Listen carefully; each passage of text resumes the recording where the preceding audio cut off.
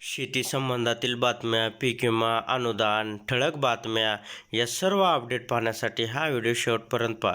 चला पाहूया पहिली अपडेट. विदर्भात काही ठिकाणी पावसाचा अंदाज आहे, तर तुरळक ठिकाणी गारपिटाची काहीशी शक्यता जाणवते.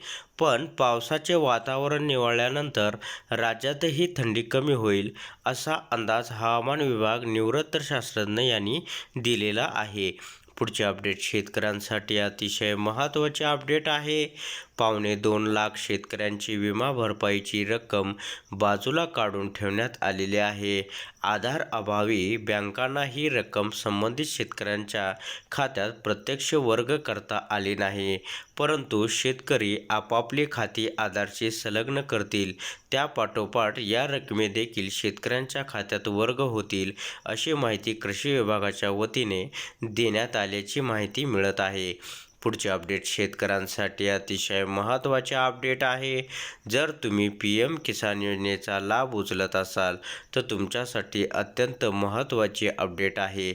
10 दिवसात गावोगावी शिबिरे आयोजित करून सर्व प्रक्रिया पूर्ण करून घ्यावेत, जेणेकरून शेतकऱ्यांना किसान सन्मान निधीचा लाभ मिळू शकेल. तर असे या पत्रात म्हटले आहे की 19 राज्यातील या शेतकऱ्यांनी अद्याप त्यांचे eKYC पूर्ण केलेले नाही.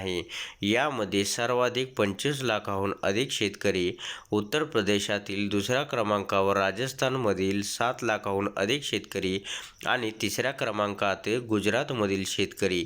कृषी आणि शेतकरी कल्याण मंत्रालयाच्या मते या शेतकऱ्यांना मार्च 2024 मध्ये मिळणाऱ्या किसान सन्मान निधीच्या हप्त्याचा लाभ मिळवून देण्याचं सरकारचं या ठिकाणी उद्दिष्ट आहे. ज्या शेतकऱ्यांनी KYC केले नाही त्यांनी KYC करून घ्यावे. ही अपडेट शेतकऱ्यांसाठी अतिशय महत्त्वाचे अपडेट आहे. आंतरराष्ट्रीय बाजारात कापसाच्या वायद्यामध्ये चांगलीच वाढ झाली. कापसाचे वायदे शुक्रवारी म्हणजे आठवड्याच्या शेवटच्या दिवशी 91.58 सेंट प्रति पाऊंडवर पोहोचले होते.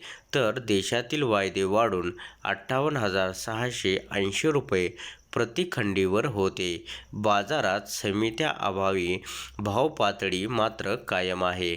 ही अपडेट शेतकऱ्यांसाठी अतिशय महत्त्वाचे अपडेट आहे.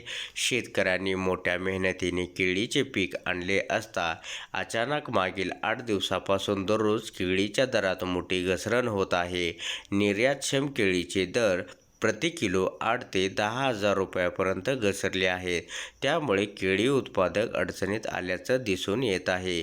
तर अशा प्रकारे शेतीविषयक महत्त्वाच्या ठळक बातम्या जाणून घेण्यासाठी आत्ताच आपल्या टेक मराठी रघु यूट्यूब चॅनलला जास्तीत जास्त शेअर व सबस्क्राईब करा.